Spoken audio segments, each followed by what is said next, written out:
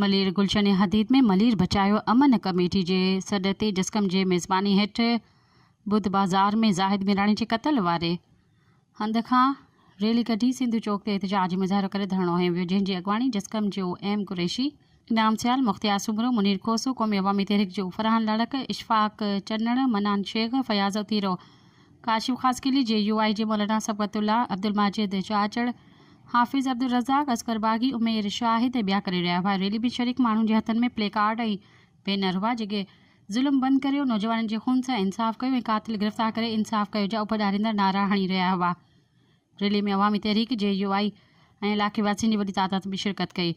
इन मौक़े ते अॻवाननि चयो त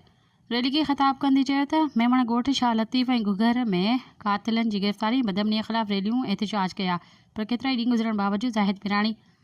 आरिफ तेरे जा कातिल अञा ताईं गिरफ़्तार न थी सघी आहिनि ऐं न ई अमन अमान जी सूरत हाल बहितर थी सघी आहे। जेकॾहिं कातिलनि खे गिरफ़्तार न कयो वियो त क़ौमी शाहराह बंदि करे छॾींदासीं। सब्सक्राइब कयो अवामी न्यूज़ HD खे ऐं ताज़ा तरीन ख़बरुनि लाइ ॾिसंदा रहो अवामी न्यूज़ HD।